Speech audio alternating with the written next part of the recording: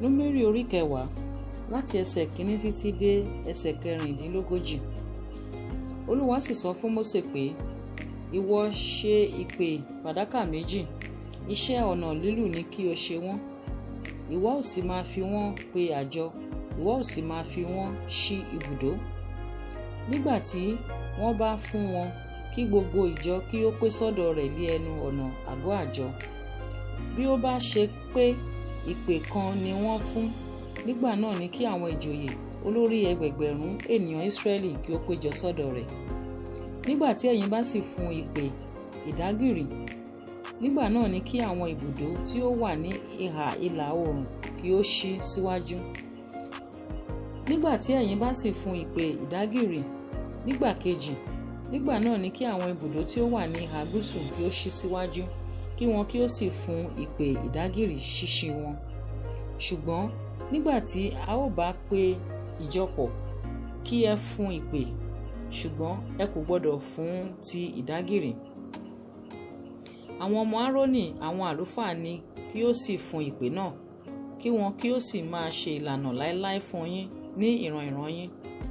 Bí ẹ̀yin bá sì lọ sí ogun ní ilẹ̀ yín lọ ìpàdé àwọn ọ̀tá tí ń ni yín lára, nígbà náà ni kí ẹ̀yin kí ó fi ìpè fún ìdágìrì, a ó sì rántí yín níwájú Olúwa Ọlọ́run yín, a ó sì gbà yín lọ́wọ́ àwọn ọ̀tá yín. Ní ọjọ́ ayọ̀ yín pẹ̀lú àti ní àjọ yín àti ní ìbẹ̀rẹ̀ oṣù yín ni kí ẹ̀yin kí ó fún ìpè sórí ẹbọ sísun yín àti sórí ẹbọ àlàáfíà yín, kí wọn kí ó lè máa ṣe ìrántí fún yín níwájú Ọlọ́run yín. Èmi ni Olúwa Ọlọ́run yín. Ó sì ṣe ní 20 ọjọ́ oṣù kejì ní ọdún kejì ni àwọn sánmọ̀ ká sókè kúrò lórí àgọ́ ẹ̀rí. Àwọn ọmọ Ísírẹ́lì sì dìde ìrìn wọn láti ijù Sinai, àwọn sánmọ̀ náà sì dúró ní ijù Páránì.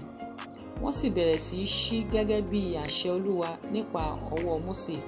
Ọ̀págun ibùdó àwọn ọmọ Júdà sì kọ́ ṣí gẹ́gẹ́ bí ogun wọn. Olórí ogun rẹ̀ sì ni Násónì ọmọ Aminadabu. Olórí ogun ẹ̀yà àwọn ọmọ Isakari sì ni Netaneli ọmọ Suari. Olórí ogun ẹ̀yà àwọn ọmọ Sebuluni ni Eliabu ọmọ Eloni. A sì tú àgọ́ náà palẹ̀. Àwọn ọmọ Gésónì àti àwọn ọmọ Merari tí ń ru àgọ́ sì ṣí. Ọ̀págun ibùdó Rúbẹ́nì sì ṣí gẹ́gẹ́ bí ogun wọn. Elisuri ọmọ Ṣedeuri sì lé olórí ogun rẹ̀. Àti olórí ogun ẹ̀yà àwọn ọmọ Simeoni ni Selumieli ọmọ Surisadai. Àti olórí ogun ẹ̀yà àwọn ọmọ Gadi ni Eliasafu ọmọ Deuli. Àwọn ọmọ Kóhátì tí ń ru ohun mímọ́ sí ṣí. Àwọn tí ìṣáájú á sì máa gbé àgọ́ ró dé àti dé wọn. Ọ̀págun ibùdó àwọn ọmọ Efraimu sì ṣí gẹ́gẹ́ bí ogun wọn. Elisama ọmọ Amihudu sì li olórí ogun rẹ̀.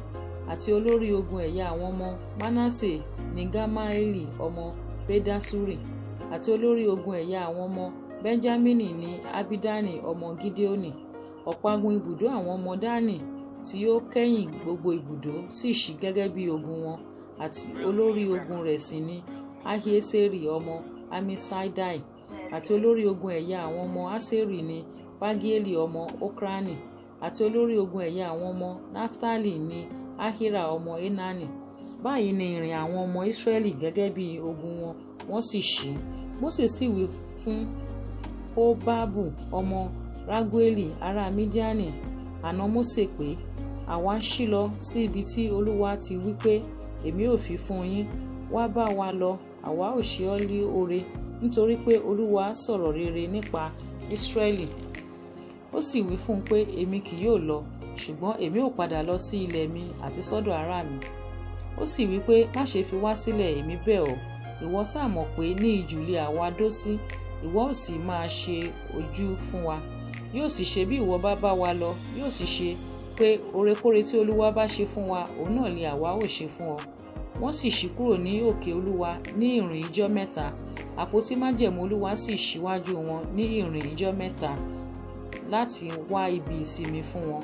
Àwọsánmọ̀ Olúwa ń bẹ lórí wọn ní ọ̀sán.